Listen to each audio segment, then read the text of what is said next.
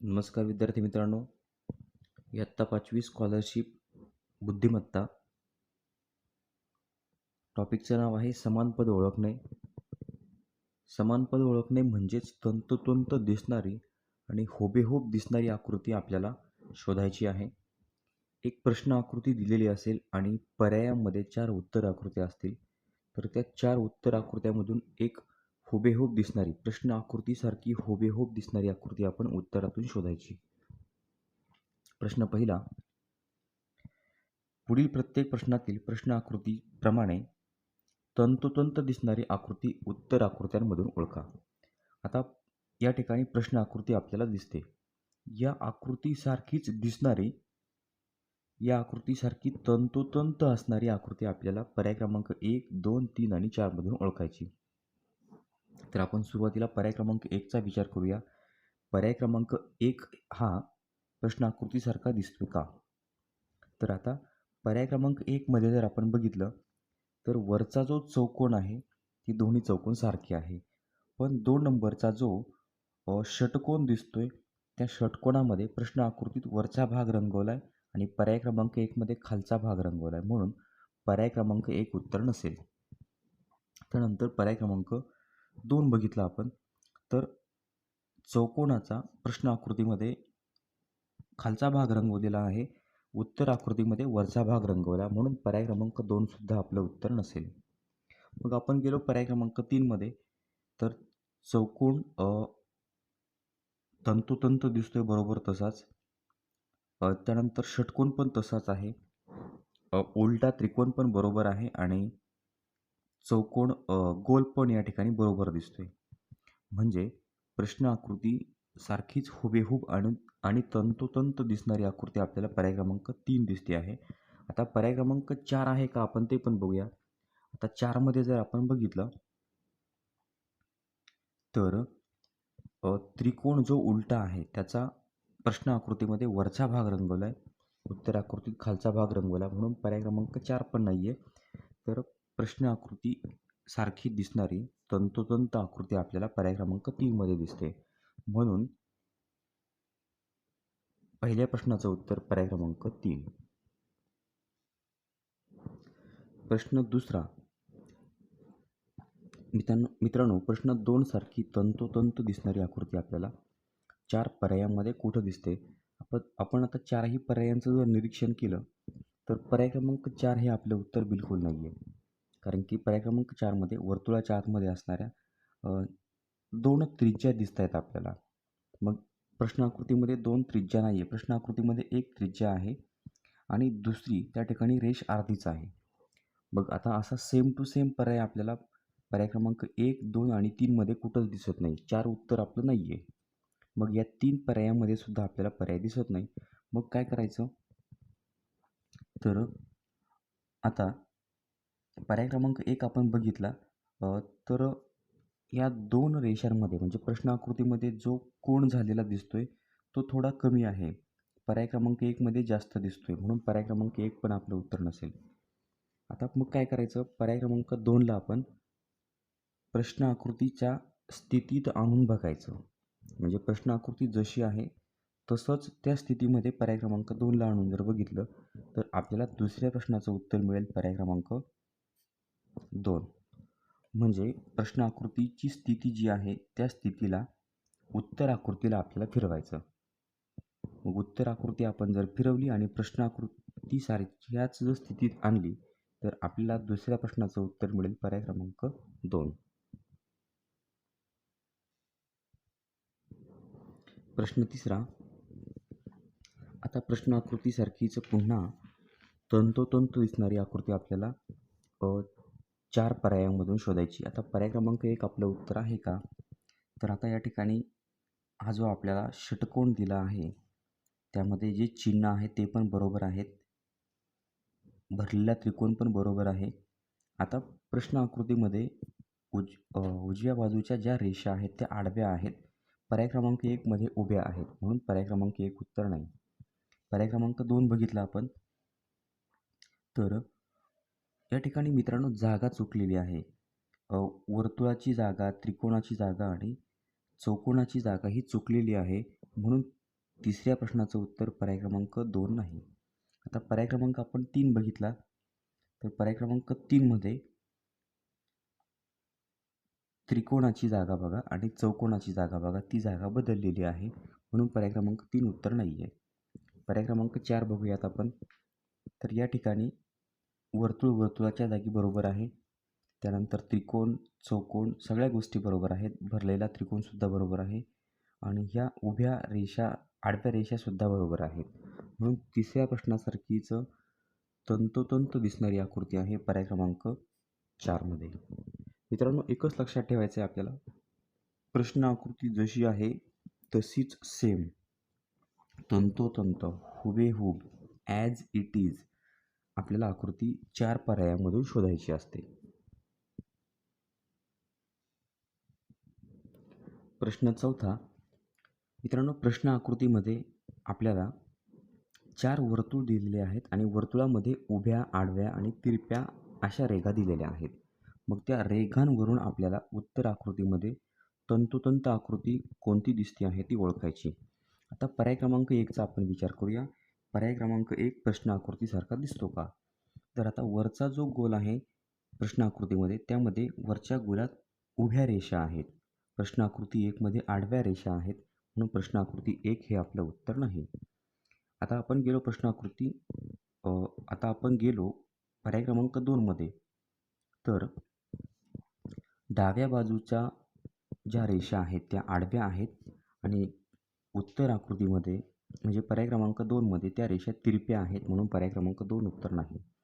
आता पर्याय क्रमांक 3 जर आपण बघितला, तर वर्तुळाच्या वरच्या रेषा, खालच्या रेषा, त्यानंतर उजव्या आणि डाव्या बाजूच्या रेषा बघितल्या तर त्या तंतोतंत प्रश्न आकृतीसारख्याच आहेत, म्हणून चौथ्या प्रश्नाचं उत्तर आहे पर्याय क्रमांक 3. आता पर्याय क्रमांक 4 का नाही आहे? तर पर्याय क्रमांक 4 मध्ये मित्रांनो, तुम्ही डाव्या बाजूचा जर वर्तुळ बघितला तर त्या डाव्या बाजूच्या वर्तुळामधील रेषा आडव्या आहेत आणि प्रश्न आकृतीमध्ये त्या रेषा तिरप्या दिलेल्या आहेत, म्हणून पर्याय क्रमांक 4 हे सुद्धा उत्तर नाही आहे. योग्य उत्तर आहे पर्याय क्रमांक 3. प्रश्न 5वा. आता प्रश्न 5 सारखी हुबेहूब आणि तंतोतंत जुळणारी आपल्याला आकृती पर्यायातून शोधायची. पर्याय क्रमांक 1 उत्तर आपलं नाही आहे, कारण खालचा जो आकृतीच्या तोंडाचा भाग दिसतोय ना, त्यामध्ये एकूण प्रश्न आकृतीमध्ये 3 रेषा आहेत. पर्याय क्रमांक 1 मध्ये 2, म्हणून पर्याय क्रमांक 1 नाही. पर्याय क्रमांक 2 मध्ये काय फरक दिसतोय आपल्याला? तर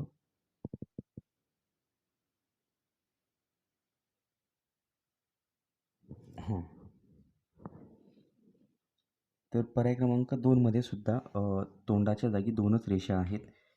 प्रश्न आकृतीमध्ये 3 आहेत, या ठिकाणी 2च आहेत, म्हणून पर्याय क्रमांक 2 नाही.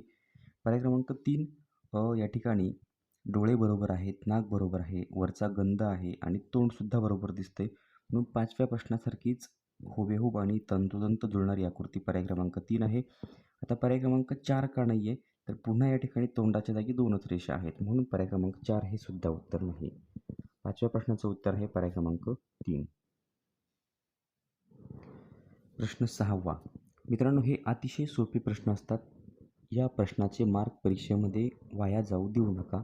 हा प्रश्न नक्की सोडवा आणि थोडा विचार करून सोडवा.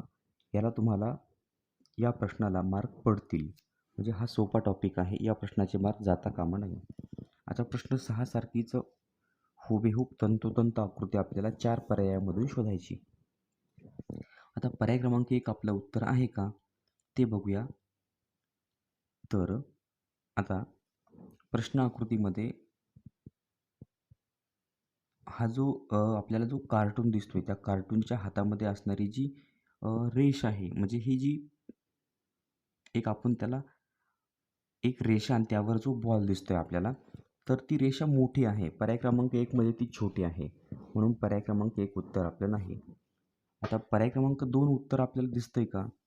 तर मित्रांनो, 6व्या प्रश्नाचं उत्तर पर्याय क्रमांक 2 आहे, कारण की ती रेषा, त्यामध्ये असणारा वरचा तो डॉट डॉट सारखा बॉल दिसतोय तो, त्यानंतर उजवा हात, डावा पाय, उजवा पाय सगळे बरोबरच आहेत. तंतोतंत आपल्याला आकृती दिसते, म्हणून 6व्या प्रश्नाचं उत्तर पर्याय क्रमांक 2. आता पर्याय क्रमांक 3 का नाही आहे ते पण आपण या ठिकाणी बघूयात. तर डावा जो हात आहे प्रश्न आकृतीमध्ये, तर डावा हात वरच्या बाजूला दिसतोय. पर्याय क्रमांक 3मध्ये तो खाली दिसतोय, म्हणून पर्याय क्रमांक 3 नाही. आता पर्याय क्रमांक 4 उत्तर का नाही आहे, तर पुन्हा आपण बघूयात. प्रश्न आकृतीमध्ये उजवा जो हात आहे तो एकदम सरळ दिसतोय, पण पर्याय क्रमांक 4मध्ये तो खालच्या बाजूला झुकलेला आहे, म्हणून पर्याय क्रमांक 4 सुद्धा उत्तर नाही आहे. 6व्या प्रश्नाचं उत्तर पर्याय क्रमांक 2. प्रश्न 7वा. प्रश्न आकृतीसारखीच हुबेहूब आकृती आपल्याला उत्तर आकृत्यांमधून शोधायची आहे. तर आता पर्याय क्रमांक 1 आपलं उत्तर आहे का? तर मित्रांनो, प्रश्न आकृतीमध्ये चौकोनात आतमध्ये जी रेषा दिसते ती रेषा या ठिकाणी नाही आहे. तर पर्याय क्रमांक 1मध्ये ही रेषा आहे, म्हणून पर्याय क्रमांक 1 उत्तर नाही. पर्याय क्रमांक 2मध्ये काय झालं आहे, तर हा जो त्रिकोण आहे तो खालच्या बाजूला बराच आला आहे. चौकोनामध्ये खाली आला आहे तो. तो प्रश्न आकृतीमध्ये वरच्याच बाजूला आहे, म्हणून पर्याय क्रमांक 2 उत्तर नाही. पर्याय क्रमांक 3मध्ये काय झालं आहे, पूर्ण या ठिकाणी स्टार तयार झाला आहे आणि वरचा जो भाग आहे तो जास्त रंगवला गेला, म्हणून पर्याय क्रमांक 3 सुद्धा उत्तर नाही आहे. आता पर्याय क्रमांक आपण 4कडं जर गेलो, तर मित्रांनो पर्याय क्रमांक 4 आणि प्रश्न आकृती हुबेहूब आहेत, तंतोतंत आकृती आहे आणि एकमेकांसारख्याच दिसणाऱ्या त्या दोनही आकृत्या आहेत, म्हणून 7व्या प्रश्नाचं उत्तर पर्याय क्रमांक 4. आता 8व्या प्रश्नाचं उत्तर आपल्याला परत शोधायचं आहे. 8व्या प्रश्नासारखीच हुबेहूब आणि तंतोतंत जुळणारी आकृती आपण पर्यायातून शोधूयात. मित्रांनो, या प्रश्नामध्ये आपल्याला आत्ता जर आपण बघितलं तर हुबेहूब आणि तंतोतंत जुळणारी आकृती आपल्याला दिसत नाही आहे. तो यन सारखा जो भाग आहे किंवा यन जो दिसतोय आपल्याला, तो आपल्याला थोडा फक्त पर्याय क्रमांक 4मध्ये असं वाटतंय तो थोडा सारखा आहे. हा म्हणजे पर्याय क्रमांक 4मध्ये जो यन आहे तो यन सारखा आहे. पण यनची जी वरची रेषा आहे ती सारखी नाही आहे. पर्याय क्रमांक 4 उत्तर नाही आहे. तर आपल्याला काय करावं लागेल, एक आकृती प्रश्न आकृतीच्या स्थितीमध्ये आणून बघावी लागेल. मग आता आपण पर्याय क्रमांक 1ला जर प्रश्न आकृतीच्या स्थितीत आणून बघितलं तर उत्तर येत नाही आहे, कारण की ही रेषा वेगळी असेल. यनची जी रेषा दिसते आपल्याला ही पहिली ती वेगळी असेल. मग आपल्याला पर्याय क्रमांक 2 परत प्रश्न आकृतीच्या स्थितीत आणून बघावा लागेल, तरीसुद्धा तो बरोबर येत नाही आहे. मित्रांनो, 8व्या प्रश्नामध्ये पर्याय क्रमांक 3ला जर आपण फिरवलं आणि प्रश्न आकृतीच्या स्थितीत आणून बघितलं तर आपलं उत्तर बरोबर येतं आहे. म्हणजे थोडक्यात पर्याय क्रमांक 3 जो आहे ती आकृती फिरवलेली आकृती आहे. म्हणजे आपण काय करायचं, मनातल्या मनात विचार करायचा, म्हणजे मनात ती आकृती अशी फिरवून बघायची. म्हणजे असं त्या ठिकाणी फिरवून बघितली आणि ती प्रश्न आकृतीच्या स्थितीत आणून बघायचं, बरोबर आपलं उत्तर मॅच होतं. मग पर्याय क्रमांक 3 जर आपण आकृती फिरवली आणि प्रश्न आकृतीच्या स्थितीत आणून ठेवलं तर सगळे ज्या रेषा आहेत त्या एकमेकांना मॅच होतील, वर्तुळ एकमेकांना मॅच होईल, म्हणून 8व्या प्रश्नाचं उत्तर आहे पर्याय क्रमांक 3. प्रश्न 9वा. मित्रांनो, या ठिकाणी पुन्हा प्रश्न आकृती आणि उत्तर आकृत्यांमधून आपल्याला प्रश्न आकृतीसारखी दिसणारी तंतोतंत दिसणारी आकृती पर्यायातून शोधायची. पर्याय क्रमांक 1 बघूया. तर पर्याय क्रमांक 1मध्ये काय वेगळं दिसते आपल्याला, तर ती कानं जी आहेत प्रश्न आकृतीमध्ये एक कान वरच्या बाजूला रंगवला आहे, एक कान खालच्या बाजूला रंगवला आहे. उत्तर आकृत्यांमध्ये दोनही कान खालच्या बाजूला रंगवले, म्हणून पर्याय क्रमांक 1 उत्तर आपलं नाही. बरं, आता पर्याय क्रमांक 2 उत्तर आहे का? पर्याय क्रमांक 2मध्ये कान बरोबर रंगवलेत. डावा कान वरच्याच बाजूला रंगवला आहे, उजवा कान खालच्या बाजूला रंगवला आहे. पण या ठिकाणी एक डोळा वरती रंगवला आहे आणि एक डोळा खाली रंगवला आहे. जो प्रश्न आकृतीमध्ये दोन्ही डोळे वरच्याच बाजूला रंगवलेले आहेत, म्हणून पर्याय क्रमांक 2 उत्तर नाही. आता पर्याय क्रमांक 3 उत्तर आहे का? तर मित्रांनो, कान बघितले, डोळे बघितले, नाक आणि तोंड हे सगळे बरोबर प्रश्न आकृतीसारखे दिसत आहेत, म्हणून 9व्या प्रश्नाचं उत्तर आहे पर्याय क्रमांक 3. आता पर्याय क्रमांक 4 का नाही आहे, तर प्रश्न आकृतीमध्ये तोंड जे आहे त्या तोंडाचा खालचा भाग रंगवलेला आहे. उत्तर आकृतीमध्ये पर्याय क्रमांक 4मध्ये तो वरच्या बाजूला रंगवला, म्हणून 9व्या प्रश्नाचं उत्तर पर्याय क्रमांक 4 सुद्धा नाही. योग्य उत्तर आहे पर्याय क्रमांक 3. प्रश्न 10व्या. मित्रांनो, प्रश्न 10 सारखी हुबेहूब आणि तंतोतंत जुळणारी आकृती आपल्याला पर्यायामधून शोधायची. आता एक गोष्ट लक्षात आलेली असेल, तर प्रश्न आकृतीमध्ये भरलेला गोल कुठेच नाही आहे. तर तो उत्तर आकृतीमध्ये आपल्याला पर्याय क्रमांक 4मध्ये दिसतोय. मग पर्याय क्रमांक 4 हे उत्तर आपलं येऊ शकत नाही. आपल्याला पर्याय क्रमांक 1, 2 आणि 3 मधून प्रश्न आकृतीसारखी तंतोतंत आकृती शोधायची आहे. तर आपल्याला या ठिकाणी रेषांचा विचार करावा लागेल. ज्या प्रश्न आकृतीमध्ये सगळ्या रेषा उजवीकडनं डावीकडं अशा खाली तिरप्या आलेल्या दिसत आहेत. उजवीकडनं डावीकडं अशा खाली तिरप्या रेषा आलेल्या आहेत. मग अशा रेषा आपल्याला कुठं दिसत आहेत? तर पर्याय क्रमांक 1मध्ये त्या डावीकडनं उजवीकडं आहेत. पर्याय क्रमांक 2मध्ये जर बघितलं आपण, तर त्या पहिल्याच रेषा म्हणजे वरच्या या पहिल्या चौकोनातल्या ज्या रेषा आहेत त्या सगळ्या आडव्या आहेत. पर्याय क्रमांक 2 पण उत्तर नाही आहे. मग आपलं उत्तर असेल पर्याय क्रमांक 3. 10व्या प्रश्नासारखीच तंतोतंत दिसणारी आकृती आपल्याला पर्याय क्रमांक 3मध्ये दिसते. म्हणून 10व्या प्रश्नाचं उत्तर पर्याय क्रमांक 3. प्रश्न 11. मित्रांनो, प्रश्न आकृतीसारखीच तंतोतंत जुळणारी आकृती आपल्याला 4 पर्यायामधून शोधायची. पर्याय क्रमांक 1 उत्तर आपलं नाही आहे का? तर प्रश्न आकृतीमध्ये जो बाण दिसतोय तो डाव्या बाजूला आहे. पर्याय क्रमांक 1मध्ये तो खाली आहे, म्हणून पर्याय क्रमांक 1 उत्तर नाही. पर्याय क्रमांक 2 सुद्धा उत्तर नाही आहे, कारण की जो बाण दिसतोय तो आपल्याला उजव्या बाजूला दिसतोय. पर्याय क्रमांक 3 सुद्धा उत्तर नाही आहे, तो बाण आपल्याला वरच्या बाजूला दिसतोय. आणि पर्याय क्रमांक आपण 4 बघितला तर बाणाची स्थिती अर्धवर्तुळाकार भाग असेल किंवा बाकीच्या सगळ्या रेषा हुबेहूब प्रश्न आकृतीसारख्याच आहेत, म्हणून 11व्या प्रश्नाचं उत्तर पर्याय क्रमांक 4. मित्रांनो, ही आकृती शोधताना तुम्ही आकृतीचा कुठलाही एक भाग पकडायचा आणि तो भाग प्रत्येक ठिकाणी मॅच होतोय का ते बघायचा. मग एखाद्या पर्यायामध्ये मॅच नाही झाला तर तो पर्याय लगेच सोडून द्यायचा. अशा पद्धतीनं आपल्याला उत्तर शोधायचं असतं. प्रश्न नंबर 12. प्रश्न आकृतीसारखीच तंतोतंत दिसणारी आकृती, तंतोतंत जुळणारी आकृती मित्रांनो आपल्याला पर्याय क्रमांक या 4 पर्यायांमधून शोधायची आहे. आता 12व्या प्रश्नाचं उत्तर आपल्याला पर्याय क्रमांक 1 दिसत नाही आहे, कारण की हा जो डोळा आहे प्रश्न आकृतीमध्ये भरलेला आहे, पर्याय क्रमांक 1मध्ये भरलेला नाही, म्हणून पर्याय क्रमांक 1 उत्तर नाही. पर्याय क्रमांक 2 आहे का? तर ते बघूया. जो मासा दिसतोय आपल्याला उलटा, प्रश्न आकृतीमध्ये त्याचे जे कल्ले दिसत आहेत ते चौकोनाकृती आहेत. पर्याय क्रमांक 2मध्ये त्रिकोणाकृती आहेत, म्हणून पर्याय क्रमांक 2 उत्तर नाही. पर्याय क्रमांक 3 आपण बघितलं तर मित्रांनो, तो मासा, उलटा मासा, त्याचं शेपूट, त्याचे पंख म्हणजे त्याचे ते पर आणि त्याचे डोळे हे सगळे प्रश्न आकृतीसारखेच दिसत आहेत, म्हणून 12व्या प्रश्नाचं उत्तर पर्याय क्रमांक 3. पण आता 4 का नाही आहे? तर प्रश्न आकृतीमध्ये माशाचं जे शेपूट आहे ते बारीक आहे आणि उत्तर आकृतीमध्ये म्हणजे पर्याय क्रमांक 4मध्ये ते मोठं आहे, म्हणून पर्याय क्रमांक 4 उत्तर नाही. योग्य उत्तर आहे पर्याय क्रमांक 3. प्रश्न नंबर 13. मित्रांनो, या ठिकाणी आपल्याला या पर्यायामध्ये ज्या बाणाच्या स्थिती आहेत त्या बाणाच्या स्थिती समजून घ्यायच्या आहेत. म्हणजे आकृतीच्या डावीकडचा जो भाग आहे त्या ठिकाणी एक बाण वरच्या दिशेनं दिसतोय, एक बाण खालच्या दिशेनं. मग आता आपण एवढ्याच गोष्टींचा विचार करू. आपण जाऊ पर्याय क्रमांक 1मध्ये. पर्याय क्रमांक 1मध्ये डाव्या बाजूचे दोनही बाण वरच्या दिशेला आहेत, म्हणून पर्याय क्रमांक 1 उत्तर नाही. आपल्याला डाव्या बाजूचे एक बाण, खालचा बाण वरच्या दिशेत आणि वरचा बाण खालच्या दिशेत हवा आहे.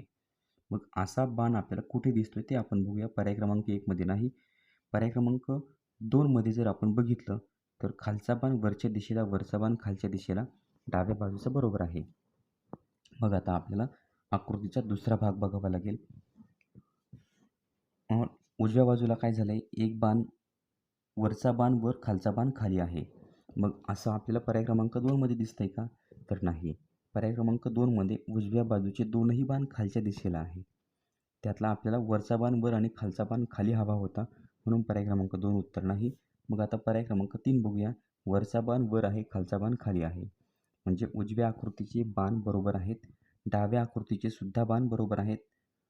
खालचा बाण वर, वरचा बाण खाली, म्हणून 13व्या प्रश्नाचं उत्तर आहे पर्याय क्रमांक 3. मित्रांनो, 13व्या प्रश्नाची प्रश्न आकृती आणि पर्याय क्रमांक 3 हे हुबेहूब आणि तंतोतंत जुळणारी आकृती आहे. आता मग पर्याय क्रमांक 4 आपल्याला बघण्याची आवश्यकता नाही.